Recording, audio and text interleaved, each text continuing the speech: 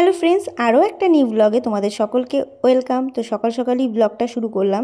এদিকে জাস্ট সকাল বলতে কি 9টা সাড়ে 9টা বাজে। বাবুরা ঘুম থেকে উঠলো, ব্রাশ ট্রাশ করে বসে রয়েছে, আর বাবা এদিকে দোকানে যাবে বলে রেডি হচ্ছে। আর এই যে এখানে বাবু মোবাইল নিয়ে বসেছিল, আমি যেই ভিডিও করছি দেখেই চলে গেল ঘরে। আর বড়োবাবু বুঝতে পারেনি যে আমি ভিডিও করছি। এই ব্লগটা কয়েকদিন আগেই কিন্তু তোমাদের কাছে শেয়ার করা হয়নি, এডিটিং করতে পারিনি, তখন বদ্দি ছিল। আর এইদিকে বাজার চলে এসছে। চলো কি বাজার নিয়ে এসছে দেখি।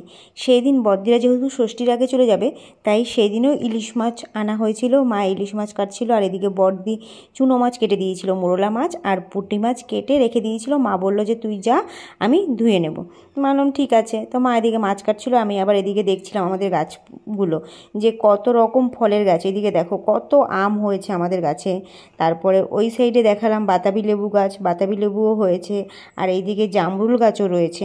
তো মাছ মার কাটাও হয়ে গেছে, ধোয়াও হয়ে গেছে। আর মা তো কাঠেই রান্না করতে পছন্দ করে, কেননা মা সবসময় কাঠেই রান্না করে। পছন্দ কি, মা গ্যাসে কখনো রান্নাই করে না। রাত্রে যদি রুটি করতে হয় তখন রাত্রে রুটি করে। এদিকে ভাত বসিয়ে দিয়েছে, আর এদিকে আলু বেগুন দিয়ে মাছ করছে, ইলিশ মাছ। বাবা সেটা পছন্দ করে বলে। এদিকে ইলিশ মাছ ভাপাও করবে।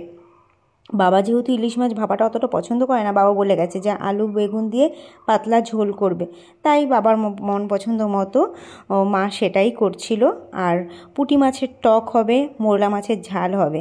আর দিদি এদিকে ঘরে রান্না করছিল চিকেন মশলা, মানে মারাঠি একটা ডিশ, সেটাই দিদি রান্না করছিল, যে খুব টেস্টি হয়। আর বড়োবাবুর নাকি এই চিকেনের রেসিপিটা খুব প্রিয়। তাই বড়োবাবু বলছে যে মাম্মি এখানে একবার করো, দেখো মনি ভাই একটু খাক, তাহলে বুঝবে টেস্টটা কেমন।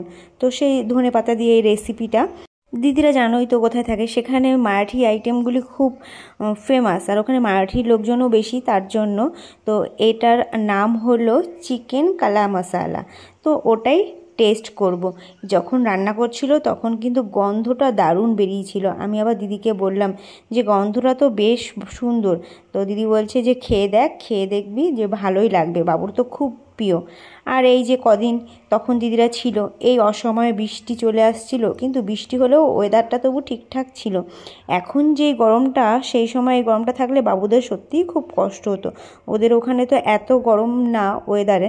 তো সবাই আমরা আবার খাওয়া দাওয়া করতে বসে পড়েছি। এই যে ছোট জিজু, দিদি, আমি, বাবুদের খাওয়া হয়ে গেছে, এই শেষ। ছোটো বাবু জাস্ট খেয়ে উঠলো, বড়োবাবুর খাওয়া হয়ে গেছে। তো আমিও এদিকে টেস্ট করছিলাম।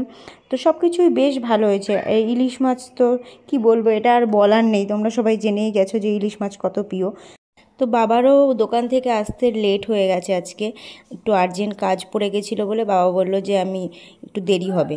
তারপরে বিকেলবেলা আমরা সবাই মিলে একটু গল্প করছিলাম, আর আমি একটু উঠোন দিয়ে হাঁটাহাঁটি করছিলাম। তারপর হঠাৎ ঘন্টার আওয়াজ শুনতে পারলাম, ভাবলাম যে ঘটি গরম এসছে। ঘটি গরম তো আমার খুব পছন্দ। তো ওই কাকুটাকে বললাম যে কাকু দাঁড়াও, আমি ঘটি গরম নেব। তো কাকু এক এক করে ঘটি গরম বানিয়ে দিচ্ছিল। এই যে প্রথমেই দিচ্ছিল আমড়া, কুচো করে আমড়া, এখন আমড়ার সিজন তো আমড়াটাও দেয় ঘটি গরমে। আর পেঁয়াজ কুচি ছিল, আর লঙ্কা কুচি ছিল, সব কিছু দিয়ে মিক্সচার করে ঘটি গরমটা বানিয়ে দিল। দুই বাবু এই ঘটি গরম কখনোই খায়নি, তো ওদের নিয়ে আমি দিলাম। বড়োবাবু হলো লঙ্কা বেছে বেছে খাচ্ছে, আর ছোটোবাবু খেয়েছে, মুখে একটা লঙ্কা পড়েছে, ও বাইরে চলে গেছে, ঝাল লেগেছে খুব। তো বড়োবাবু বলছে ভালো লাগছে, ছোটোবাবুরও ভালো লেগেছে, ঝাল লেগেছে, তার জন্য বলছে মামু আমাকে কোল্ড ড্রিঙ্কস দাও। দাদা আবার কোল্ড ড্রিঙ্কস খাইয়ে দিচ্ছে, আর ছোটো জিজু, বদ্দি, আমরা সবাই খাচ্ছিলাম। তারপরে সন্ধেবেলা ওদের যেটা করণীয়, প্রতিদিন সন্ধেবেলায় এরা হলো ক্যারাম খেলবে। মামা, ভাগ্নে, আর ওটা হলো সঞ্জিত, আমার পাশের বাড়ি ভাই, 4 জন মিলে খেলছে। তারপরে বাবন চলে এসেছিলো ক্রিপ্টোকে নিয়ে, অনেক দিন পর কিন্তু ক্রিপ্টোকে দেখলাম। তো বাবনের সঙ্গে ক্রিপ্টো এসছে আমাদের বাড়িতে ঘুরতে।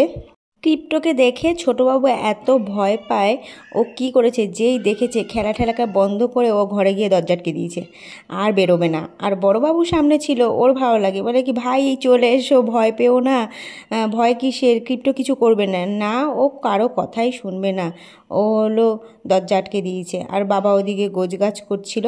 আর তারপরে রাত্রি হয়ে গেছে, আমরা এবার ঘুমিয়ে পড়বো। গুড নাইট বন্ধুরা।